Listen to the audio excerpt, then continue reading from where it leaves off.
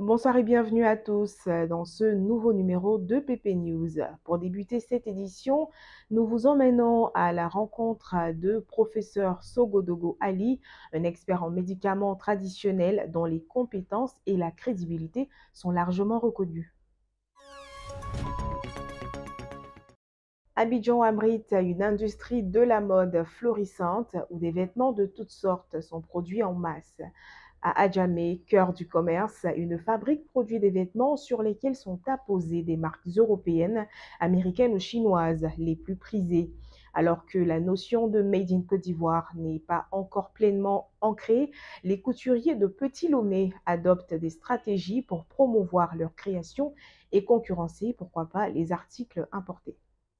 Dans la commune d'Adjamé se trouve Petit Lomé, un lieu mythique où des milliers de vêtements de toutes sortes sont confectionnés. Ils revêtent une allure européenne, américaine ou encore chinoise, les trois origines préférées des clients. Bien que la culture Made in Côte d'Ivoire ne soit pas encore solidement ancrée, les couturiers de Petit Lomé redoublent d'ingéniosité pour promouvoir leur création. Ah, bonjour, je vends les chic robes et les jolis complets. Quand je prends mes clients, c'est les gens comme je suis sur le boulevard, quand les clients passent, on vend les chic robes et les jolis complets, on les présente. Moi, on cherche quoi? Les robes et les jolis complets, talons sac à main, caleçon en gros, chouteau débardeur. Tu peux te renseigner quand même. Tout ce que tu veux, tu es venu acheter quoi? Il faut te renseigner. Le coin, non, Brobo, ouais, c'est le Broboli. À jamais ici, quand il vient. C'est le broboli, c'est comment ça s'appelle? Non, brobro, voilà, ça, les paires de baskets, il y a les robes, toutes sortes de modèles, quoi, tu vois.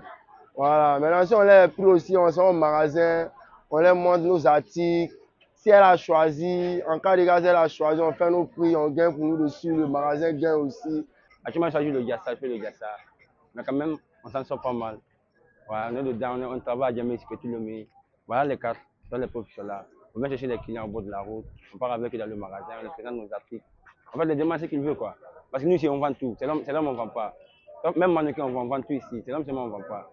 Les marchands de Petit Lomé corroborent le fait que bon nombre de leurs produits vestimentaires et accessoires vendus sur le marché local viennent de leurs boutiques.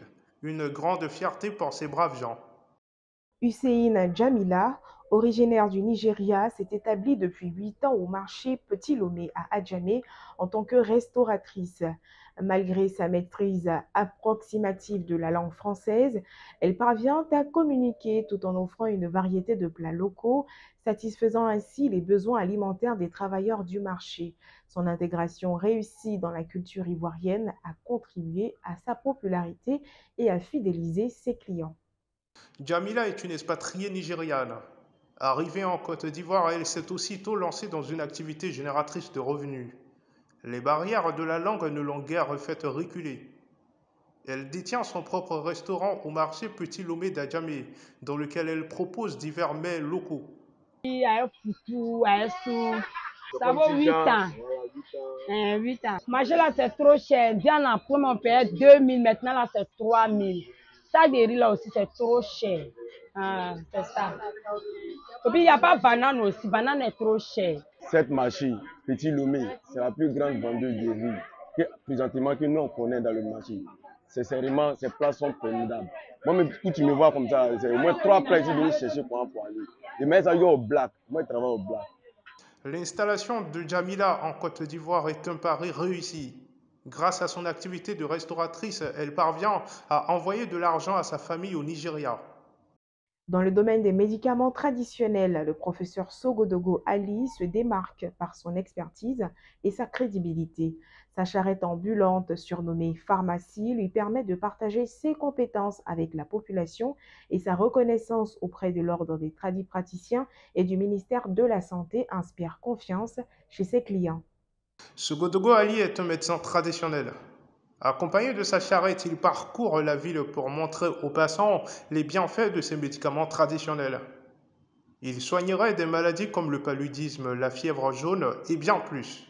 Moi, j'ai commencé depuis 2011. Donc, je suis traduit praticien. Donc, coco, pali, estomac, ulcère, maux de ventre, plaie de ventre, fatigue générale, constipation, faiblesse sexuelle, hernie cardiaque, sopice. Bon, ainsi de suite. Avec ces gars, c'était mot de vente pour ma femme. Et en tout cas, j'ai fatigué dedans même. Avec les pharmacies, bon, ordonnances, partout, j'ai fatigué. Donc, j'étais découragé même. Comme j'ai dit, bon, je vais essayer voir. J'ai pris ça, il m'a vendu à 1000 francs. Bon, j'ai dit, j'allais tester voir. En tout cas, c'est bon. Alhamdulillah, la femme a trouvé la santé. Ce professeur se bat pour la valorisation de la médecine traditionnelle, bien que la médecine moderne connaît un essor considérable ces dernières décennies. Merci, chers internautes, d'avoir suivi ce PP News dans lequel nous avons découvert le parcours de professeur Sogodogo Ali, un praticien, explorer l'industrie de la mode à Abidjan et rencontrer Hussein Jamila, une restauratrice qui a fait preuve de dévouement malgré les barrières linguistiques. Rejoignez-nous pour un nouveau numéro de PP News demain.